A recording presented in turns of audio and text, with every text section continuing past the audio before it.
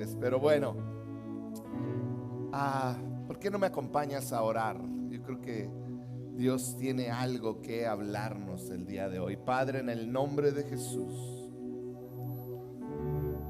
este tiempo lo queremos dedicar a poner nuestra atención en ti, en lo que quieres hablarnos. Señor, no permitas, Señor, y aún nosotros tomamos pasos para que nada ni nadie nos interrumpa de lo que tú quieres hablar a nosotros. Padre, háblanos, que tu palabra sea revelada, que Cristo sea revelado, que tu gracia sea revelada a nosotros. En el nombre de Jesús, amén y amén. La semana pasada hablamos de un pasaje que por las veces y en las condiciones y las palabras que se utilizan en esas palabras, en ese poema, si lo queremos llamar así, es un momento duro, es un momento de separación de una mamá y sus hijos, es un momento de dolor, es un momento de pérdida. Y vamos a leerlo en Jeremías 31:15, dice: se oye un grito en Ramá, lamentos y amargo llanto, es Raquel que llora por sus hijos y no quiere ser consolada, sus hijos ya no existen. Y la semana pasada veíamos el contexto de una de las veces que aparece de precisamente en Jeremías 31, de lo que sucede y por qué mencionan a Raquel, que está en el Génesis 35.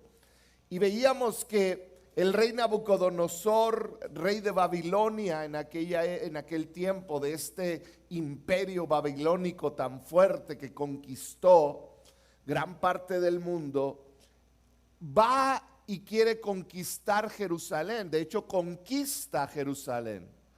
Llega con su ejército, pero Nabucodonosor era un rey sanguinario y quema la ciudad, mata a muchas personas.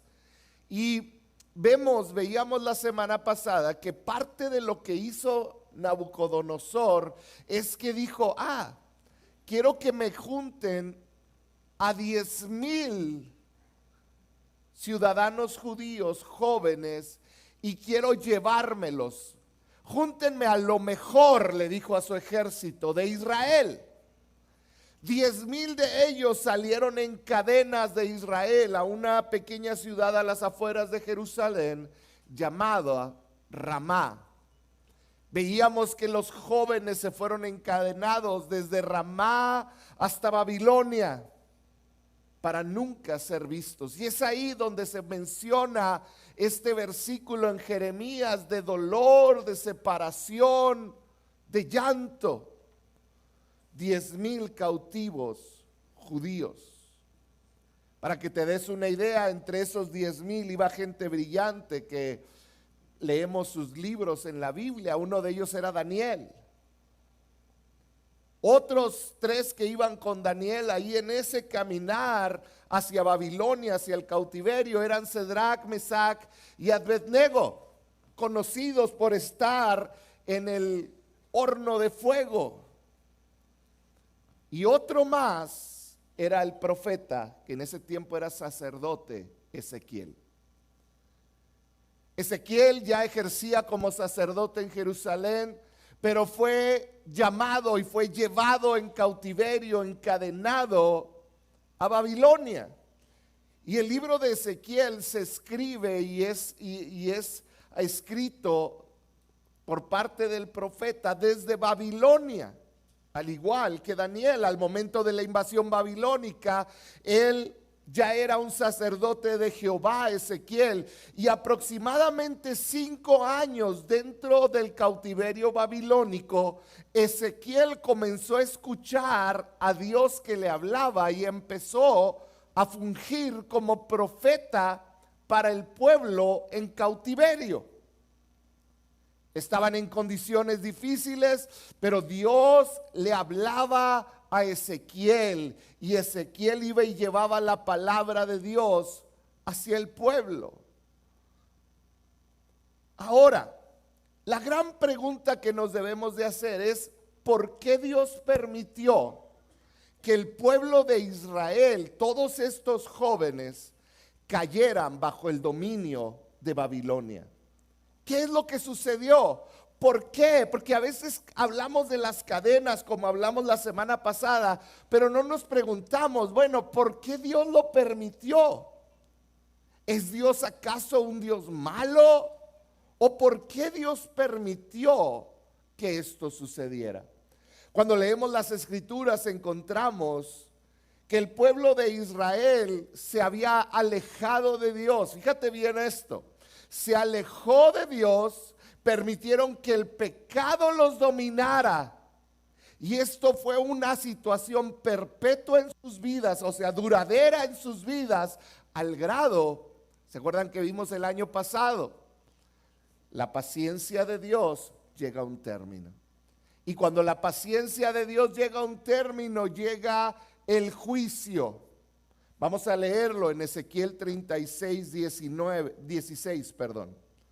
Dice así la palabra del Señor: vino a mí, dice Ezequiel una vez más, y me dijo, vino palabra de Dios y le dijo así, fíjate bien lo que le dijo: hijo de hombre, cuando los israelitas habitaban en su propia tierra, cuando estaban en Jerusalén, ellos mismos la contaminaron.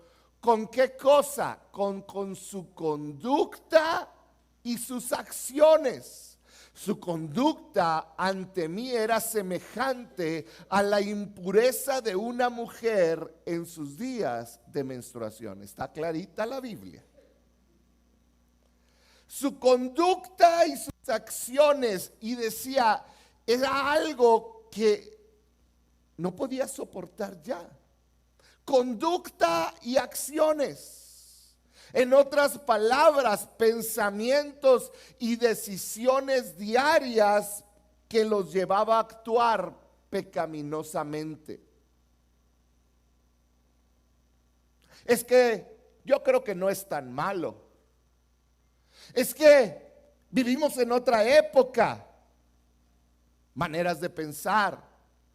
No, es que ya todo está diferente. No podemos seguir confiando en unas palabras que fueron escritas tantos años atrás. Empezó una conducta y una manera de pensar que para Dios era.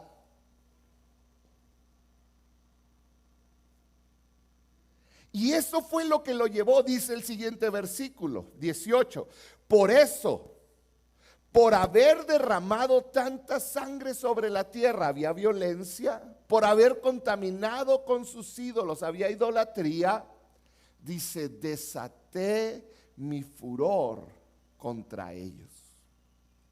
¿Quieres saber por qué terminaron en Babilonia? Porque comenzaron a tener una conducta y una manera de pensar que Dios despreció. No tan solo con eso, comenzaron a derramar sangre, hubo mucho asesinato entre ellos y levantaron ídolos. Y tú dices, ay, híjole, qué mal. Pues yo encuentro todo eso en nuestra sociedad. Diariamente, Ciudad Juárez es la quinta ciudad más violenta del mundo. México tiene 5 de las 10 ciudades más violentas en el mundo, sin contar la número 1, que al parecer es Tijuana. Derramamiento de sangre, levantamiento de ídolos. El derramamiento de sangre viene por el levantamiento de ídolos regularmente en la Biblia. Ídolos como el dinero, el poder, que la gente anhela y quiere obtener. Dios levanta al profeta Ezequiel y dice el versículo 19, los dispersé. No fue Nabucodonosor, Dios utilizó a Nabucodonosor, pero dice, yo los dispersé entre las naciones y quedaron esparcidos entre diversos pueblos. Los juzgué según su conducta y sus acciones. De nuevo, los juzgué. Entonces vemos que aún en medio del enojo de Dios, del oprobio, del corazón que había el pueblo de Dios lastimado a Dios, Dios levanta a este hombre Ezequiel para que ellos entiendan qué es lo que estaba pasando con ellos. Porque cuando estamos en medio de las situaciones, cuando estamos llevando consecuencias, y dime si a tus hijos no les ha pasado, los que son papás, cuando pones una consecuencia a tu hijo, aunque el hijo ya medio sabe qué hizo, como que se hacen locos, ¿no es cierto? ¿Pero por qué? ¿Qué? Yo no hice nada. Y con el chocolate así manchado, ¿verdad? Así son los hijos, ¿cierto o falso? Adivina que los hijos de Dios son igualitos. Y entonces Dios levanta a este hombre Ezequiel que les explica: no te hagas, fueron ustedes.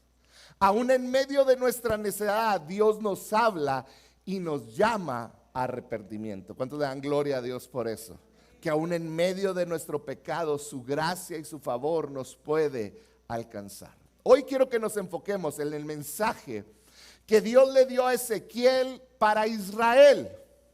Este fue un mensaje para el pueblo. Y en este mensaje podemos aprender mucho del carácter de Dios. Fíjate bien esto. Podemos aprender del carácter de Dios, del amor de Dios para sus hijos. Podemos aprender del compromiso de Dios con su pueblo. Podemos aprender mucho. Y nos vamos a enfocar en Ezequiel 37, versículos 1 al 14. Ezequiel 37 dice así: la mano del Señor vino sobre mí y su espíritu me llevó y me colocó. Fíjate dónde lo llevó. Vamos a leer algunos versículos. Léelos conmigo, quédate atento. Dice: y me colocó en medio, di conmigo, en medio de un valle que estaba lleno de huesos. Me hizo pasearme entre ellos de un lado para otro. Pude ver que los huesos que cubrían el valle estaban muy secos y eran muchos.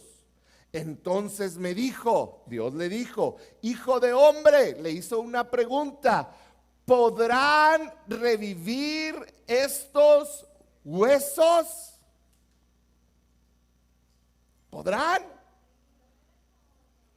Y yo contesté, ahí dice esta versión, que es la viejita, pero salió una nueva de la nueva versión internacional, dice: Señor omnipotente, tú lo sabes. En otras palabras, si tú quieres, tú puedes hacerlo. Entonces me dijo: profetiza sobre estos huesos y diles: huesos secos, escuchen la palabra del Señor. Así dice el Señor y Dios a estos huesos: yo haré entrar en ustedes espíritu y vivirán. Les pondré tendones y haré que les salga carne, los cubriré de piel y les daré aliento de vida. Así vivirán y sabrán que yo soy el Señor.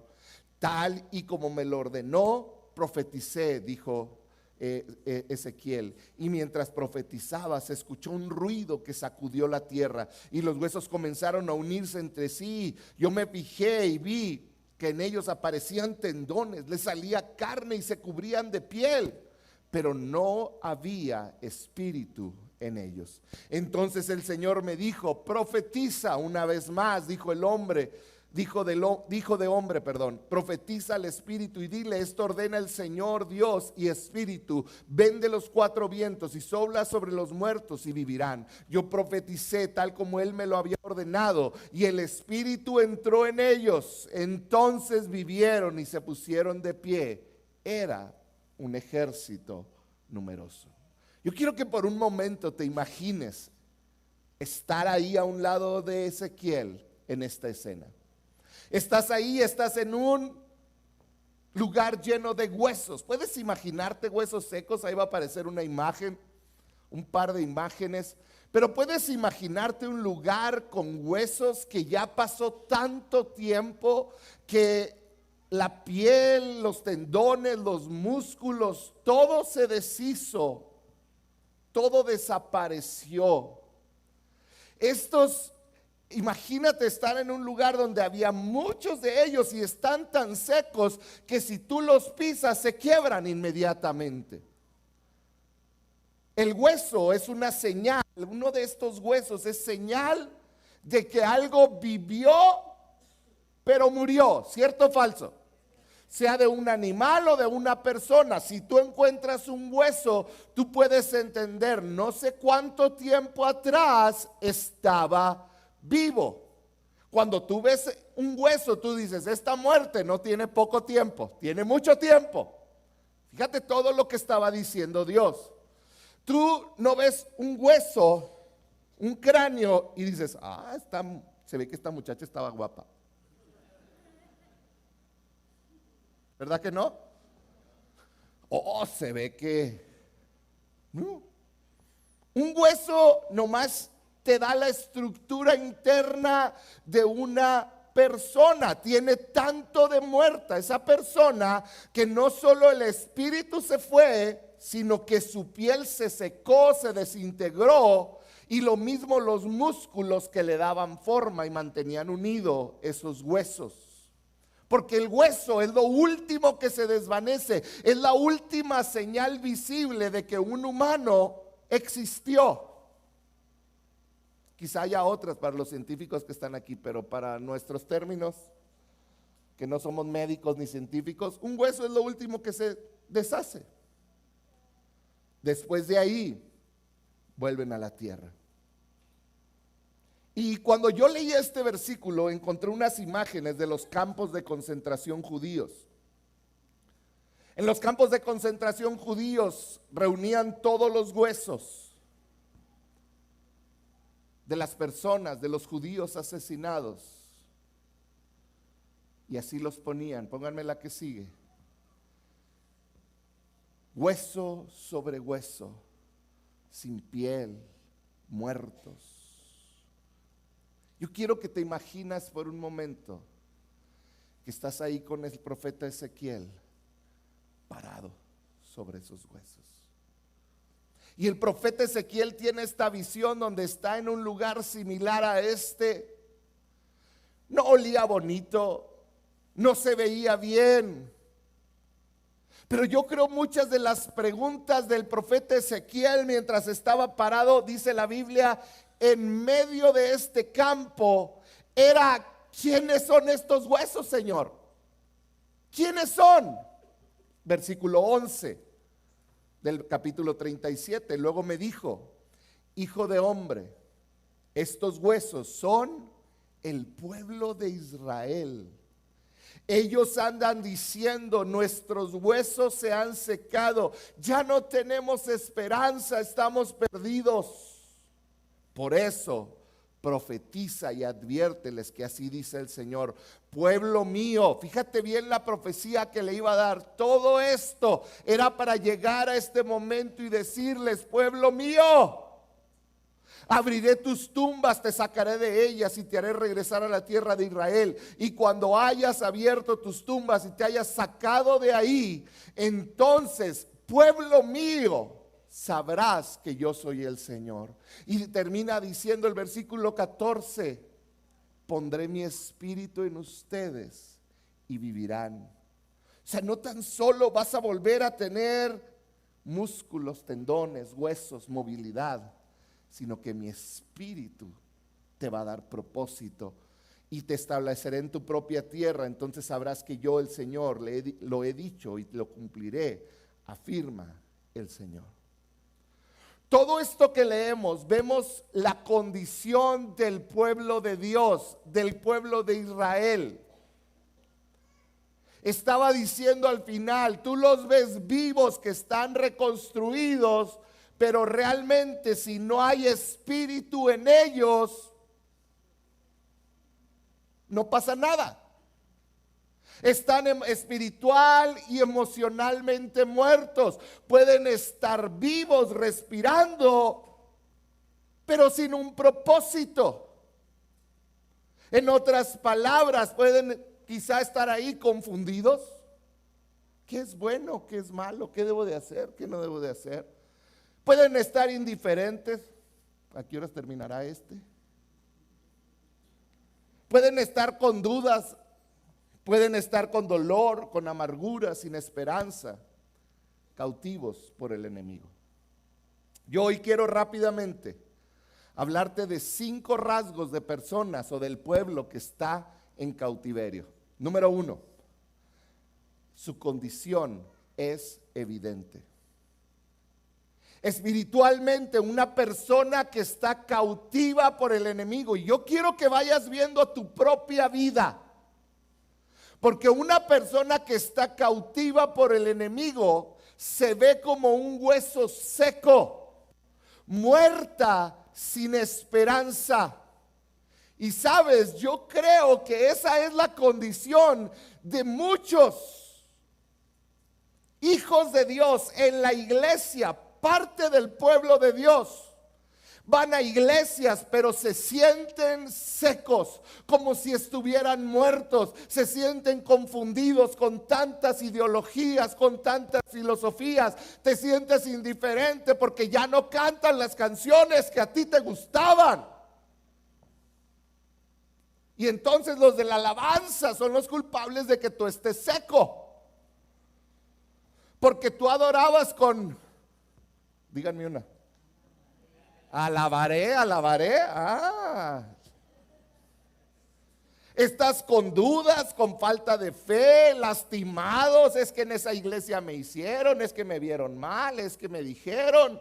Estás sin esperanza por tantos problemas que acarreas. Estás cautivo a patrones autodestructivos, a conductas y acciones que lastiman a Dios.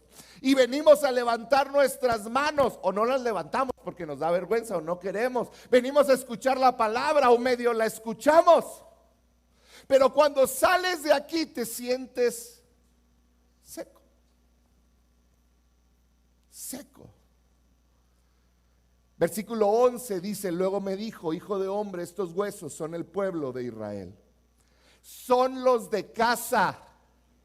Son los que han conocido, son los de casa, son aquellos que deberían de estar fuertes, con músculo, con piel, con tendones y principalmente conectados al corazón que late, con espíritu. Son los que deberían de estar fuertes, pero hoy están débiles. Son aquellos que viven atados a una adicción.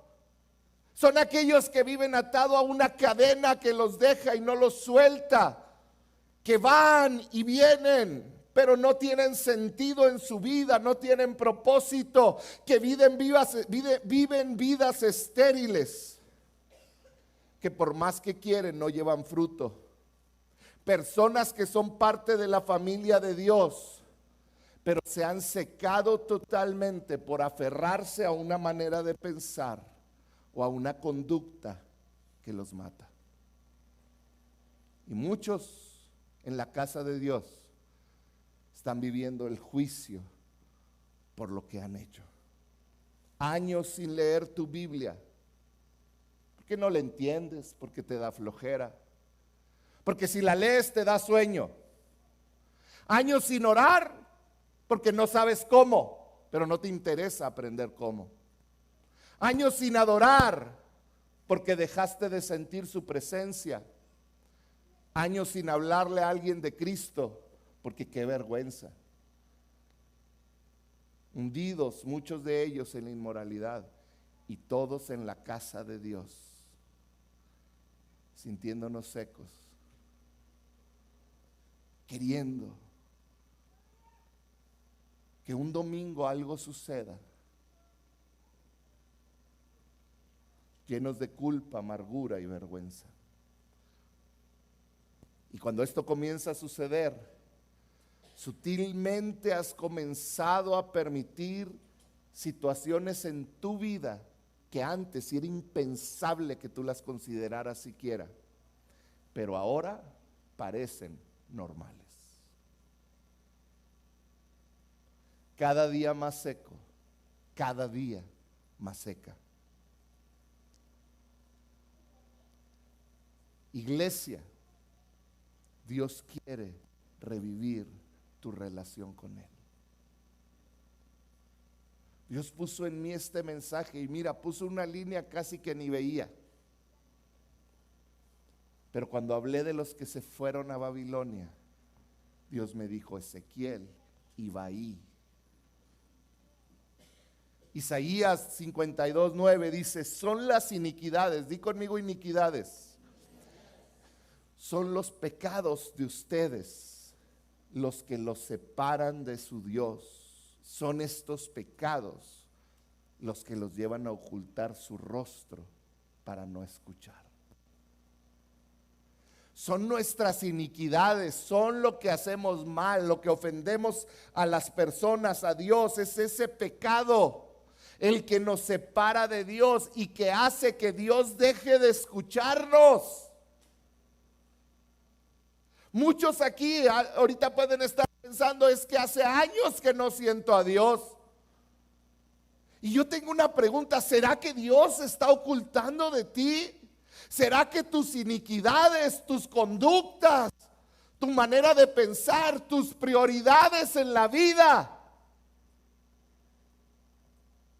han hecho que Dios diga: pues no le intereso? ¿Será que hay algo dentro de ti que necesite cambiar? Cuando yo escucho a alguien que me dice: es que no siento la presencia de Dios, ese es el indicador principal, no de que ya no cantan la música, de que tu predicador ya no predica como debe predicar, o que no predicó la persona que te gusta como predica. Eric no puede predicar cada domingo.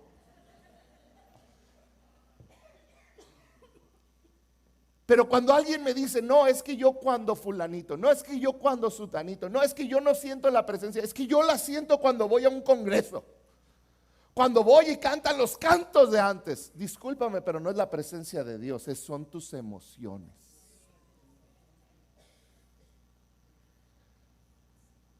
Cuando alguien me dice: no siento la presencia de Dios, es un indicador de tu condición espiritual.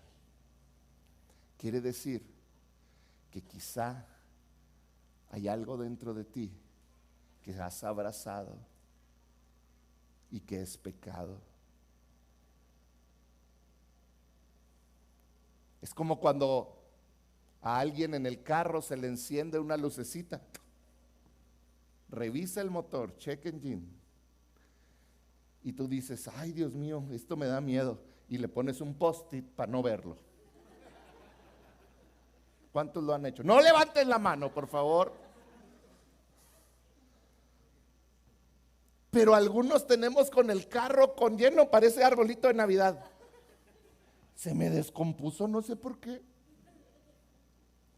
Son indicadores que te deben hacer ir al taller para arreglar algo que está mal. Todo lo que hemos visto hasta aquí pareciera Dios siendo duro y gacho, pero es el amanecer de la gracia de Dios, porque Dios les estaba diciendo: este es el problema y te voy a dar la solución. En primer rasgo, hay una condición evidente. Si tú te sientes seco, tienes que ver hacia adentro, no hacia afuera. ¿Qué hay en mí? Número 2, lo segundo que yo veo en este relato es que siempre hay gracia disponible. Siempre. Era Dios siendo claro con su pueblo, diciéndole: debes cambiar. Debes cambiar, debes de anhelar una relación cercana. Iglesia, hay áreas que tenemos que cambiar.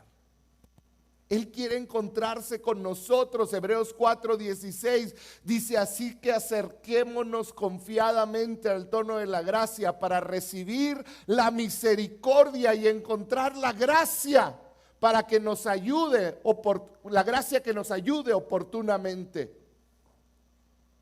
Mientras estoy hablando esto, algunos de ustedes tienen esta batalla en la mente: no, es que esto ya no es para mí. Oh, yo hace años, pues sí. Es que tú no sabes lo que he hecho, no sabes lo que he dicho, no sabes. Yo ya no, ya para qué. Es más, yo ya ni ganas tengo, yo ya estoy grande. Y tendemos a luchar con estos pensamientos. Pero yo quiero que entiendas algo. Vamos a volver a repasar la visión de Ezequiel rápidamente. Y Dios puso a Ezequiel en el peor escenario posible, ¿cierto o falso? Dice, la mano del Señor vino sobre mí, su espíritu me llevó y me colocó en medio de un valle que estaba lleno de huesos. Yo creo decía, ¿cómo corro? Esa calavera me está viendo feo. Dice, me hizo pasearme entre ellos, o sea, lo hizo caminar entre los huesos. Dice, de un lado a otro pude ver que los huesos que cubrían el valle estaban muy secos. ¿Cómo los pisaba y se rompían?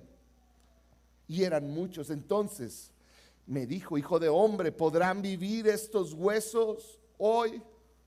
Lo hizo ver la sequedad en su máxima expresión. Lo hizo ver el peor de los escenarios y le dijo, ¿pueden vivir estos huesos? Y a lo mejor tú te has descartado a ti mismo, porque al ver tus circunstancias te das cuenta que tú eres ese valle de huesos secos. Tú eres esos huesos que hace años que no disfrutan de la presencia del Señor. Entonces yo puedo sentir al Espíritu Santo preguntándonos a cada uno de nosotros, ¿podrás revivir? ¿Podrá haber esperanza? ¿Crees que Dios te puede dar otra oportunidad? Y a lo mejor tu respuesta es no. ¿Crees que hay gracia disponible? Fíjate la respuesta, lo vamos a ver en el tercer rasgo, que siempre, no nomás hay una condición evidente, hay una gracia disponible, pero hay siempre una oportunidad de salvación. Versículo 3, entonces me dijo, hijo de hombre, ¿podrán revivir estos huesos? Y yo le contesté, Señor omnipotente, tú lo sabes.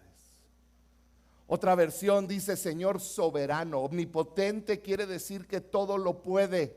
Soberano es que gobierna todo. Ezequiel estaba diciendo, pues claro que puedes, si tú quieres puedes hacer lo que quieras. Él entendió quién era su Dios. Dios tiene todo el poder para hacer todo, aún revivir los huesos más secos, las personas más dañadas y equivocadas que hay. No importa qué tan lejos has llegado, lejos de su presencia después de conocerle. Si tú estás aquí es porque Él puede revivirlo. Él es soberano, Él es todopoderoso y Él puede salvar. Cristo abrió el camino. Si tú el día de hoy estás en cautiverio, yo hoy quiero decirte, Él te puede salvar. Él quiere salvarte, pero ¿sabes qué se requiere? Fe. Di conmigo fe. Vamos a leerlo, versículo 4. Entonces me dijo, le encargó algo al hombre, le dijo, tu tarea es creer y profetizar sobre estos huesos secos. Y luego le dijo que dijera, huesos secos, escuchen la palabra del Señor. Así dice el Señor Dios a estos huesos. No era Él, era Dios, era su espíritu. Dijo, yo haré entrar a ustedes espíritu y vivirán. No hablo de huesos, no hablo de músculos, piel, tendones. Dijo, para que vivas realmente necesitas espíritu. Necesitas al espíritu en ti. Dice, les pondré tendones también. Haré que les salga carne, los cubriré de piel y les daré aliento de vida. Así vivirán y sabrán que yo soy el Señor. A Ezequiel no se le ocurrió, escuchó al Señor. En ese tiempo le habló, hoy nos habla por medio de su palabra. Él escuchó al Señor y luego de escucharlo le creyó y actuó en fe. Le dijo, declara vida sobre estos huesos secos. Iglesia, tenemos que aprender a orar en fe. Claro que vemos los huesos de la destrucción, claro que ves los problemas en tu casa, claro que ves el fruto de tus hijos, claro que ves tu vida, claro que la ves. Tenemos que aprender a ver más allá de lo que nuestros ojos ven y comenzar a creer lo que esta palabra dice. Si esta palabra dice que te puedes acercar al trono de su gracia, tienes que tener fe para creer que Cristo te puede salvar y perdonar. Tenemos que aprender a creer. Quizá el valle de huesos secos para muchos que están aquí es tu vida emocional.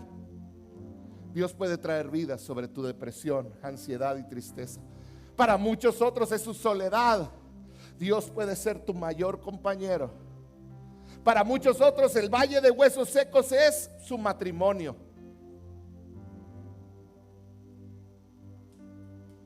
Dios puede restaurar tu matrimonio. Para otros son sus hijos. Para otros puede ser una relación. Para otros el valle de huesos secos es la familia o la economía.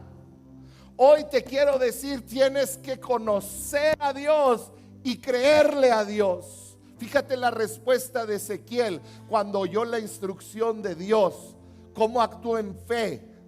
Versículo 7.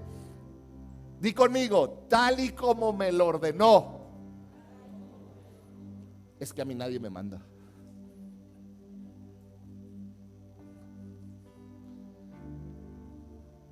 No dejes de congregarte. No, es que a mí nadie me va a andar diciendo cuándo voy a la iglesia o no. Dice, tal y como me lo ordenó, profeticé. Y mientras profetizaba, esta palabra me encanta.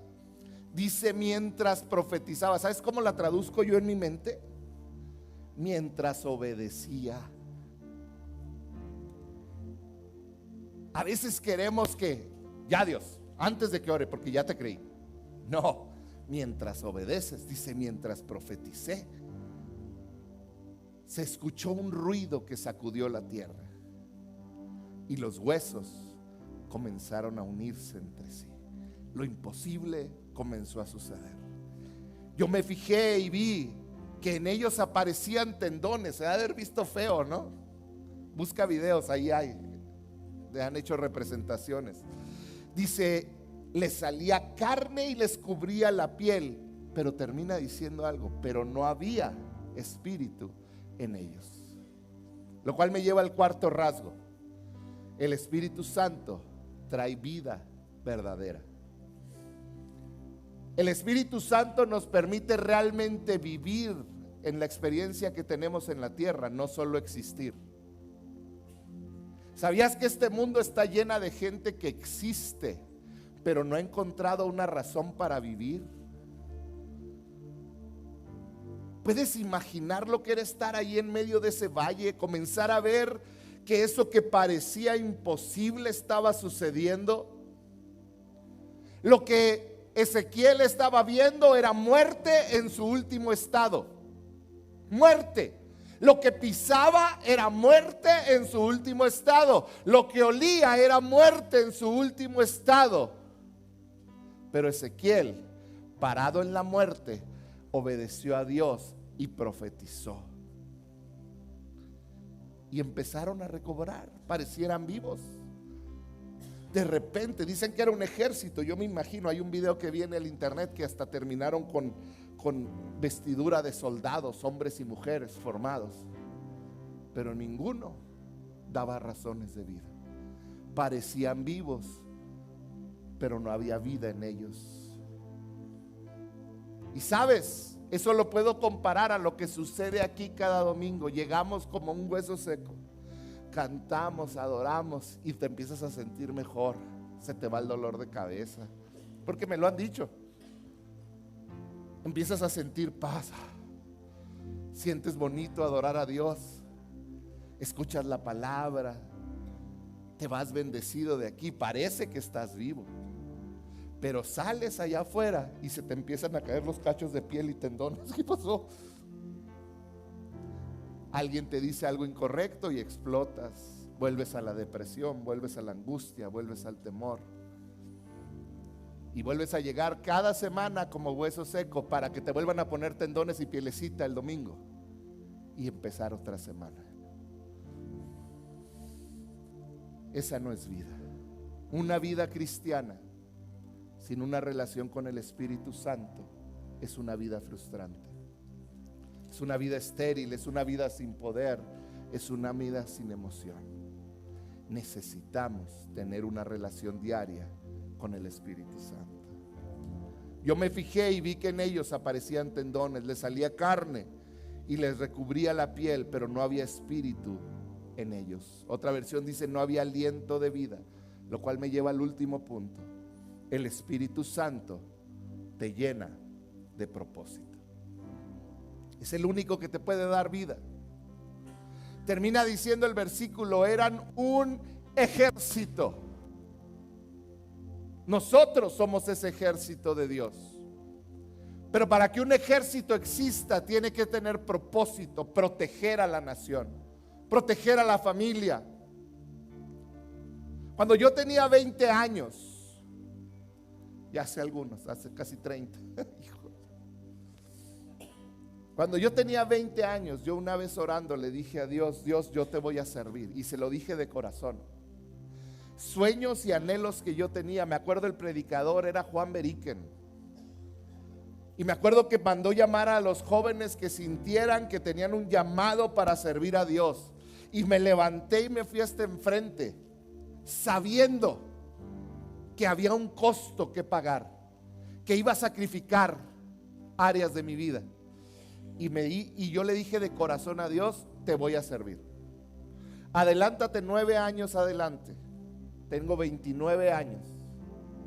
Estoy casado, graduado de la universidad, con un trabajo. Tengo una hija y uno que está por nacer. Tengo 29 años y me empiezo a deprimir. Empecé a hacer ese hueso seco.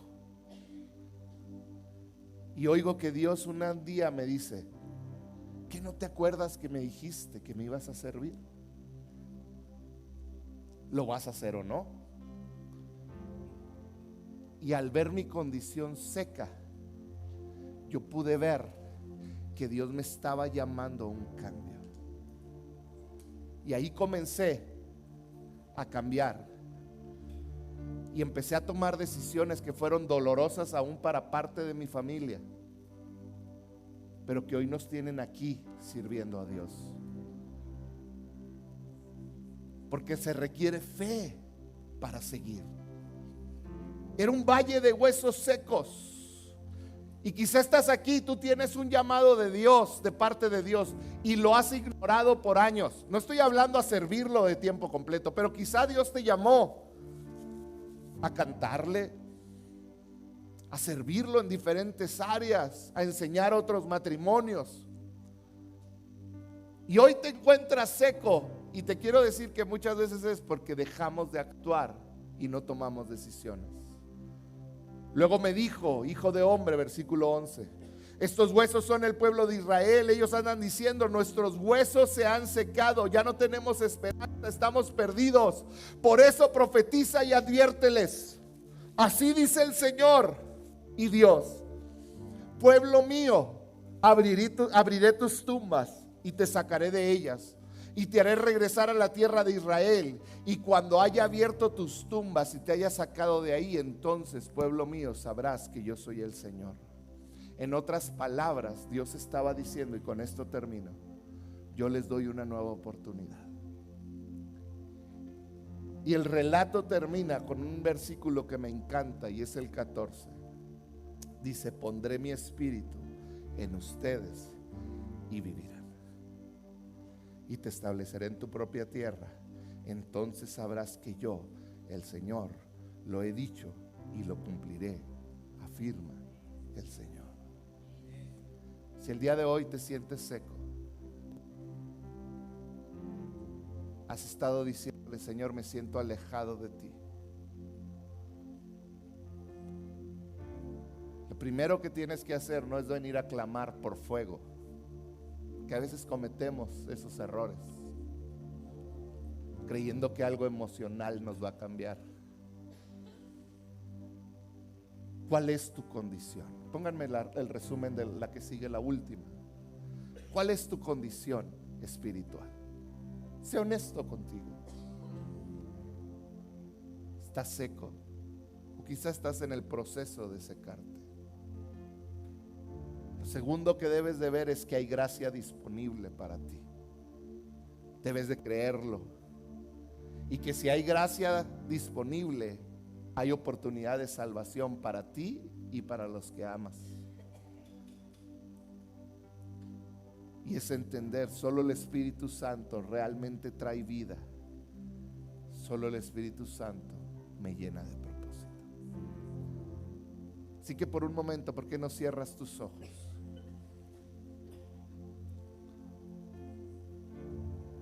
Y si tú te identificas con lo que he hablado el día de hoy,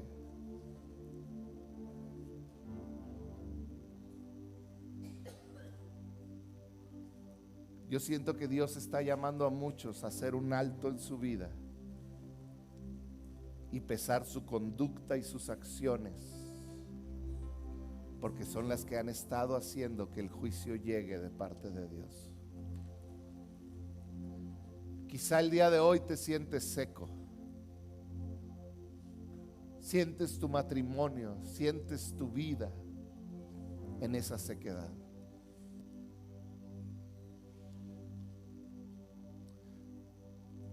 Yo voy a orar para que Dios te revele tu condición. Yo voy a orar para que hoy puedas abrir tu espíritu y puedas ver que hay gracia disponible para ti y que hay la oportunidad de arrepentirte y de que tu vida cambie. Y que sepas que el Espíritu Santo te quiere llenar de vida y de propósito. Padre, yo oro por cada uno que está aquí. Señor, cada uno que a lo mejor el día de hoy se siente un hueso seco. Que la vida, las decisiones, los problemas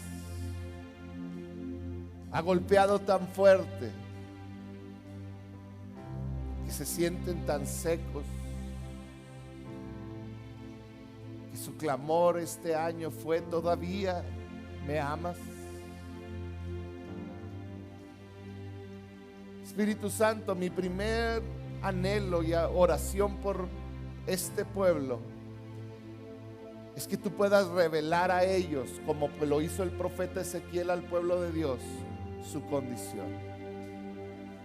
Señor, que mis palabras sean utilizadas como las del profeta Ezequiel para traer luz, para que ellos puedan ver cuál es su condición. Señor, si hay áreas de pecado, si hay áreas de actitudes,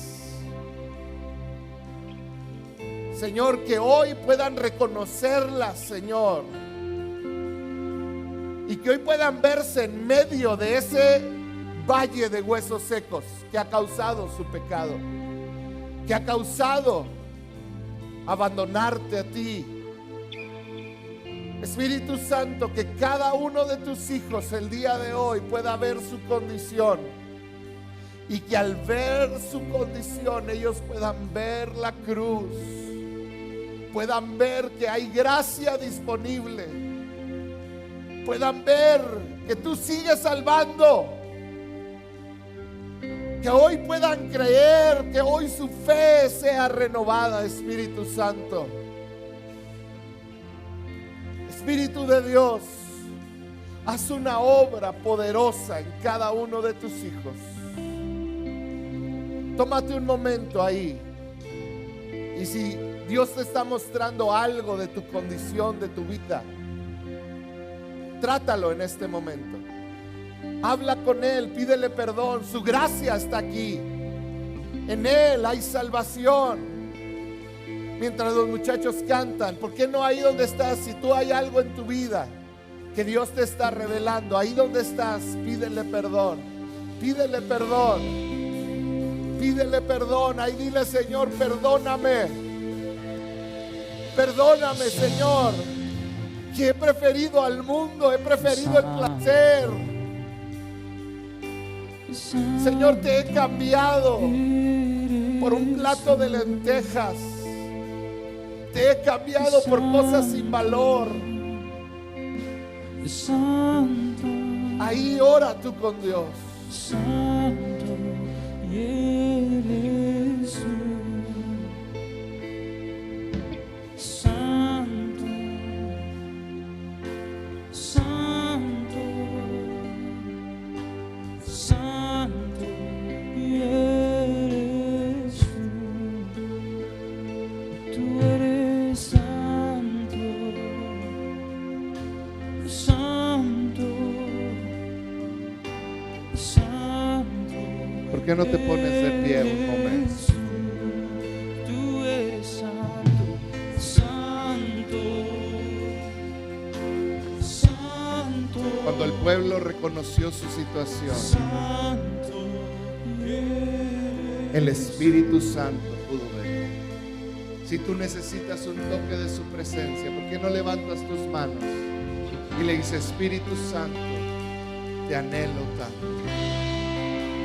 Espíritu Santo, te anhelo. tú Esa eres intimidad contigo. santo, Espíritu de Dios,